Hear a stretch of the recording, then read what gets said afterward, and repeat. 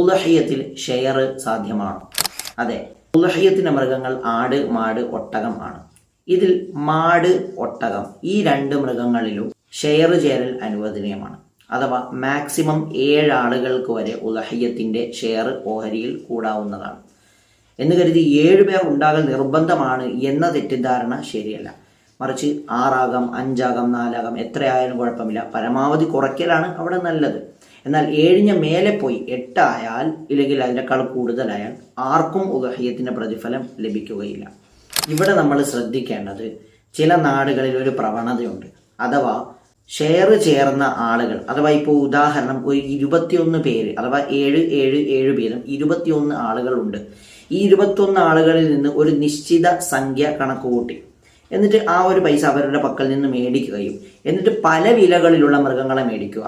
30,000 രൂപ, 40,000 രൂപ, 35,000 രൂപ, ഇങ്ങനെ പല വിലകളിലുള്ള മൃഗങ്ങളെ മേടിക്കുകയും എന്നിട്ട് കൂട്ടമായി അറക്കുകയും ചെയ്യുന്ന ഒരു പ്രവണത തീരെ ശരിയല്ല. കാരണം ആ സമയത്ത് ഒരു മൃഗത്തിൽ 8 ആളുകൾക്കും ഒരു മൃഗത്തിൽ 6 ആളുകൾക്കും ഒക്കെ ഷെയർ വരുന്നത് കൊണ്ട് അവിടെ ഒരിക്കലും ഇത് ശറ അനുവദിച്ച രീതിയല്ല.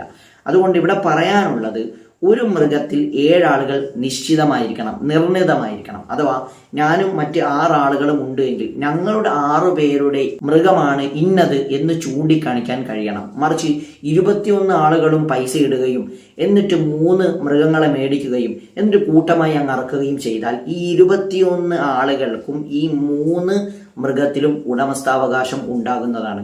ഇങ്ങനെ ഒരു ചെറിയ അശ്രദ്ധ കൊണ്ട് ഈ ഒരു ഇബാദത്ത് ആർക്കും ലഭിക്കാതെ പോകും, അതിന്റെ പ്രതിഫലം ആർക്കും കിട്ടാതെ പോകും. കാരണം ഈ ഒരു ഷെയർ ചേരുക എന്നുള്ളത് പാവപ്പെട്ട ഒരുത്തനെ സംബന്ധിച്ചിടത്തോളം വലിയൊരു ആശ്രയമാണ്.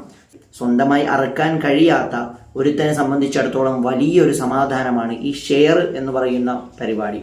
എന്നാൽ ചില ഇതുപോലെയുള്ള അശ്രദ്ധ, പിഴവുകൾ കാരണം ആർക്കും ഇതിന്റെ പ്രതിഫലം കിട്ടാതെ നഷ്ടപ്പെട്ടു പോകും. അതുകൊണ്ട് ഇത് വളരെയധികം ശ്രദ്ധിക്കേണ്ടതുണ്ട്.